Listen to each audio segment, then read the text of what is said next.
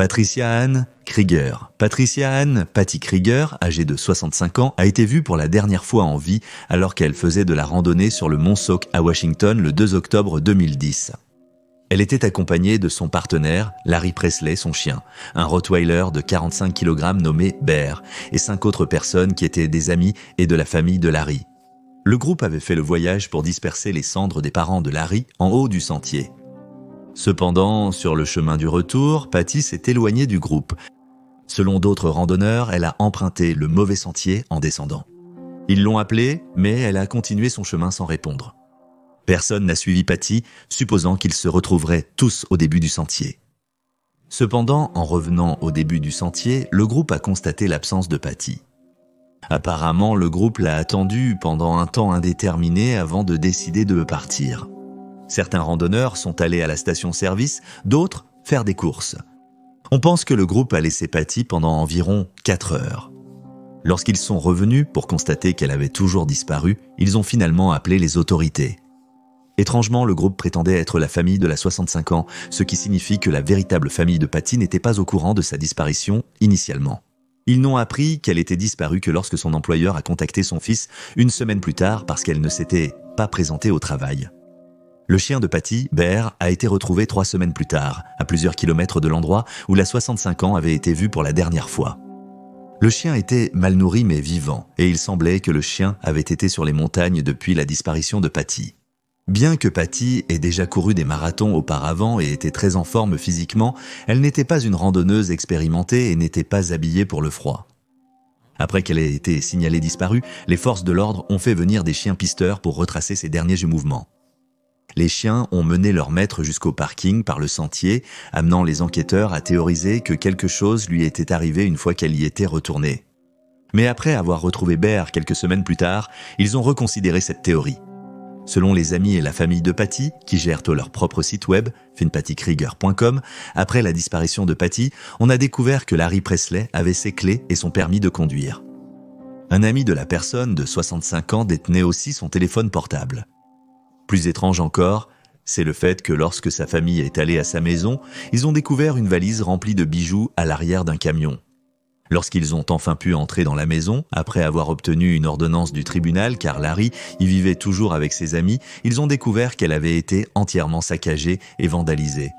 Le coffre-fort de Patty avait été fouillé, des ordures étaient éparpillées sur le sol et son coffre de dépôt de sécurité avait été vidé. Il a également été noté que Larry et ses amis avaient été vus conduisant les véhicules de la sexagénaire après sa disparition.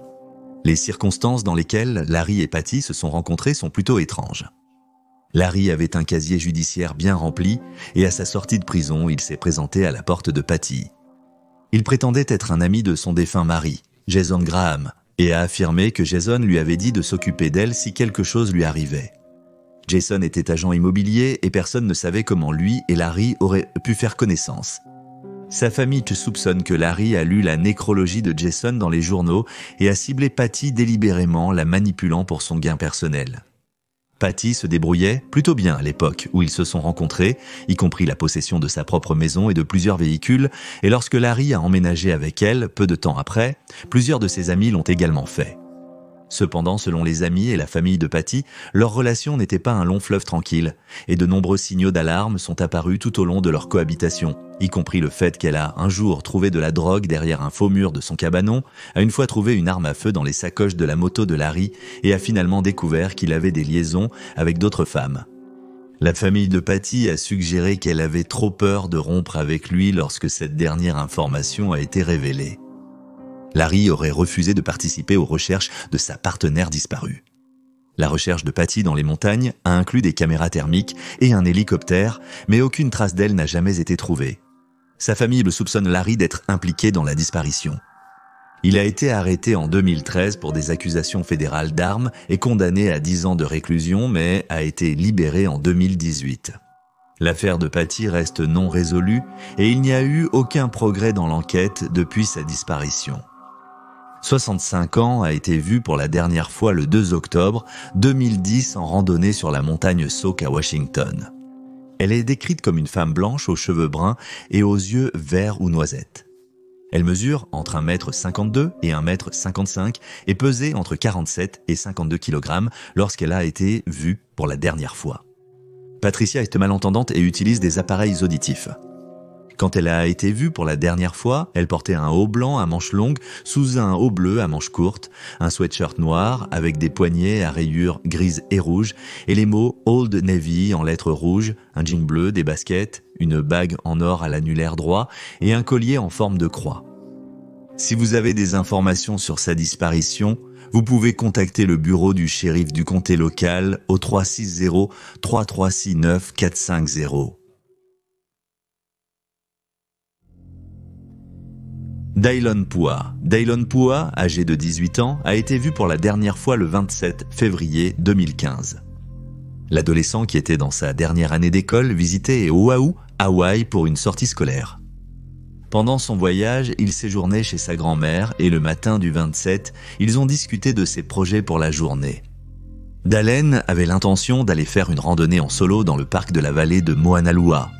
Plus précisément, il voulait gravir l'escalier vers le ciel. L'escalier est une montée raide impliquant 3922 marches qui longent une étroite crête montagneuse. Il a été construit en 1942 par la marine américaine, mais il est tombé en décrépitude dans les années suivantes et a été fermé au public en 1987. Les escaliers devaient être rouverts en 2002, mais des préoccupations de sécurité de la part des habitants ont stoppé la réouverture et ils sont restés fermés depuis.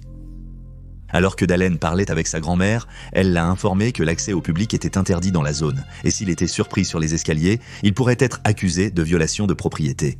Les deux ont ensuite dit au revoir, et Dalen, malgré l'avertissement de sa grand-mère, a continué selon son plan initial, prenant un bus pour le parc de la vallée de Moana Lua. Il a ensuite entamé l'ascension des escaliers, partageant quelques photos avec ses proches. Il a été vu pour la dernière fois vers 11 h du matin, puis a disparu. Ce soir-là, la grand-mère de Dalen, Martha, a informé les autorités de sa disparition. Elle leur a dit qu'il avait prévu de visiter l'escalier et donc une recherche a été lancée dans la zone autour du lieu touristique. Le service d'incendie, des bénévoles, des opérateurs de drones et la marine américaine ont participé aux recherches, mais aucune trace du jeune homme de 18 ans n'a été trouvée. 3 jours plus tard, le lundi suivant la disparition de Dalan, 2 randonneurs ont parlé à la police et leur ont dit qu'ils avaient entendu des appels à l'aide dans la nature. La police a donc poursuivi les recherches jusqu'au 3 mars. Bien que les recherches officielles aient été interrompues à ce stade, des bénévoles locaux, la famille et des amis ont continué à fouiller la région à la recherche du moindre signe de Dalen. Cependant, ils sont repartis désemparés et les mains vides. N'ayant pas grand-chose d'autre à faire, la famille de Dalen s'est tournée vers les photos qu'il avait prises et envoyées peu de temps avant sa disparition. En regardant de plus près une image en particulier, ils ont remarqué qu'il semblait y avoir un homme qui se cachait dans les buissons à une certaine distance de Dalen. La photo granuleuse permet de distinguer un homme accroupi dans les buissons. Bien qu'il puisse s'agir d'un autre randonneur se soulageant simplement dans les buissons, la famille de Dalen pense qu'il pourrait être impliqué dans la disparition du jeune de 18 ans. Aucun indice concernant Dalen n'a jamais été trouvé et son cas semble être dans une impasse. On pense qu'il s'est perdu ou blessé sur le sentier et qu'il est décédé en conséquence. Dalen Pua, âgé de 18 ans, a été vu pour la dernière fois le 27 février 2015 à Oahu, Hawaï, lorsqu'il a quitté la résidence de sa grand-mère avec l'intention de grimper l'escalier vers le ciel. Il est décrit comme un homme des îles du Pacifique, avec des cheveux noirs et des yeux marrons. Il mesure 1,70 m et pesait environ 68 kg quand on l'a vu pour la dernière fois. Quand il a disparu, il portait un t-shirt blanc à manches longues et un short de surf noir et avait un sac à dos rouge. Si vous avez des informations sur la disparition de Dalen, vous pouvez contacter le département de police d'Honolulu au 808 529 3111.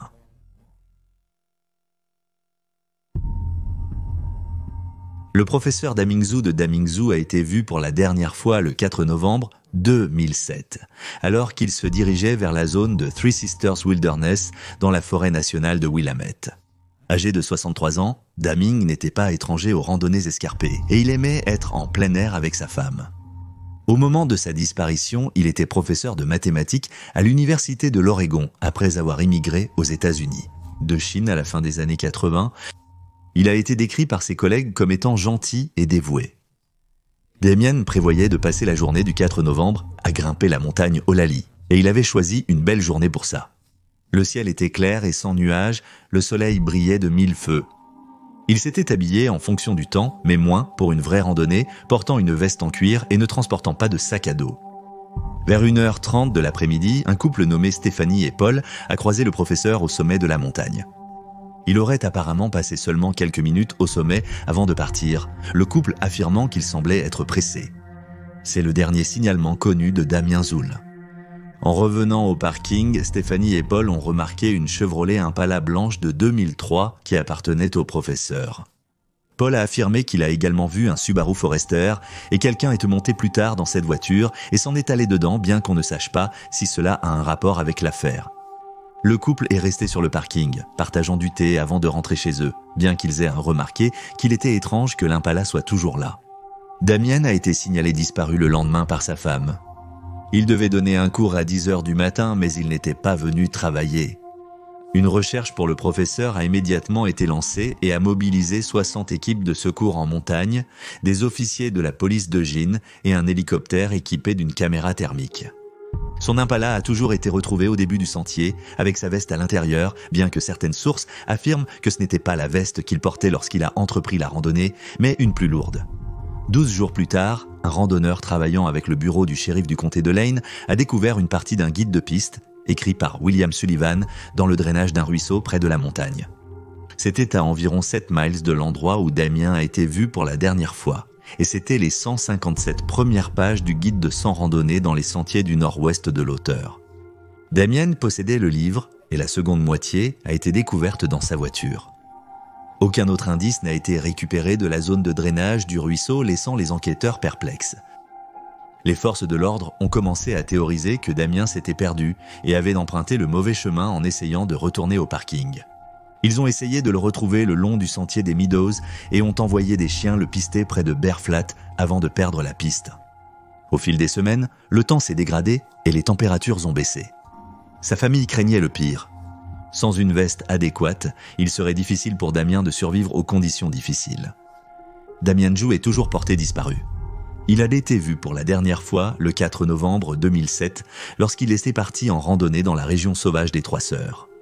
Il est décrit comme un homme asiatique aux cheveux noirs et aux yeux marrons. Il mesure 1,70 m et pesait 68 kg au moment de sa disparition. Si vous avez des informations sur l'affaire de Damien, vous pouvez contacter le bureau du shérif du comté de Lane au 541 682 4150.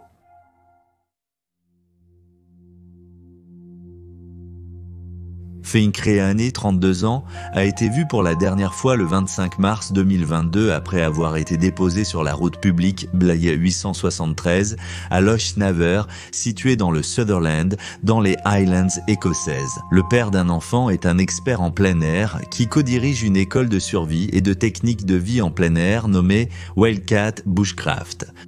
Il avait prévu de marcher ce jour-là autour de l'écluse avant de se diriger au sud vers le village de Golspie. Suite à la disparition de Finn, la police a lancé une recherche extensive qui incluait la zone autour de Golspie, mais n'a trouvé aucune preuve qui indiquerait où il était ou ce qui lui était arrivé. Juste quelques jours après sa disparition, les enquêteurs ont fait appel à un hélicoptère de la garde côtière et à une équipe de secours en montagne pour aider à localiser Finn, mais rien n'a encore été trouvé. Plusieurs recherches ont été effectuées après la disparition initiale de Finn, mais sa famille n'est pas plus proche de trouver des réponses. Finn a été décrit par sa femme Lucy comme étant le plus heureux qu'il ait jamais été au moment où il a disparu. Elle a également dit aux médias « C'est une période vraiment inquiétante pour moi et notre fille de 4 ans, Luna. Je suis vraiment inquiet pour Finn car cela fait maintenant 7 jours que nous ne l'avons pas vu. Je souhaite faire appel à quiconque aurait vu Finn depuis vendredi dernier pour appeler la police et demander à toute personne se promenant dans la région et les collines autour de Golspie de garder un œil sur Finn et de le garder dans leurs pensées. » Pendant ce temps, la police, de plus en plus inquiète pour la sécurité de Finn, une semaine après sa disparition, a déclaré « Nos préoccupations pour la sécurité et le bien-être de Finn ne cessent de croître. » Des recherches et des enquêtes approfondies ont été menées dans le but de retrouver Finn. Je sais que nos préoccupations sont partagées par les locaux et nous sommes reconnaissants de l'aide que nous avons reçue jusqu'à présent. Je continue d'exhorter toute personne qui pense avoir vu Finn ces derniers jours ou qui a des informations concernant son lieu de séjour à se manifester. Mark, le père de Finn, a également mené ses propres recherches dans l'espoir de trouver des réponses. Accompagné d'amis et de bénévoles locaux, Mark a noté en décembre 2022 qu'ils ont dû arrêter leur recherche la plus récente en raison des conditions météorologiques, déclarant « Nous avons été forcés de quitter la colline à cause du mauvais temps. Nous sommes donc à la maison pour un petit moment à tourner les pouces, ce qui n'est pas facile parce que nous voulons être de retour là-haut. Dès que le temps se dégagera, nous allons remonter là-haut et poursuivre notre recherche. Ce n'est pas facile de rester à la maison. » Finn a été vu vivant pour la dernière fois il y a 10 mois et sa localisation demeure inconnue. Sa famille a juré de le ramener à la maison, Lucy déclarant « Les gens ne disparaissent pas simplement ». Finn était en pleine possession de ses moyens et le plus heureux qu'il ait été lors de sa dernière apparition, donc cette disparition est inexplicable et nous voulons des réponses. La famille gère et met régulièrement à jour une page Facebook dédiée à la recherche nommée « Recherche de Finn Creaney » que vous pouvez soutenir et partager. Finn Creaney, âgé de 32 ans, a été vu pour la dernière fois le 25 mars 2022 après avoir été déposé sur la route publique B873 près de Lochnaver dans les Highlands écossais. Il est décrit comme un homme blanc aux longs cheveux bruns descendant jusqu'à son bas du dos et à une barbe brune complète, qui est courte en longueur. Il mesure 1,80 m, il est mince et possède des taches de rousseur sur les bras et le nez. Au moment de sa disparition, il portait un t-shirt noir, une longue veste en cuir marron qui descend jusqu'à ses genoux, un pantalon de couleur sombre et des bottes imperméables marron. Il portait également un sac à dos vert. Si vous avez des informations sur la disparition de Finn et que vous êtes en dehors de l'Écosse, vous pouvez contacter la police de l'Écosse au 0 14 13 08 107 0. Et voilà, vous avez les faits. Veuillez laisser un commentaire ci-dessous avec vos propres pensées et spéculations et n'oubliez pas d'aimer cette vidéo et de vous abonner pour soutenir la chaîne. Merci d'avoir regardé. Restez vigilants, restez en sécurité et je vous verrai la prochaine fois.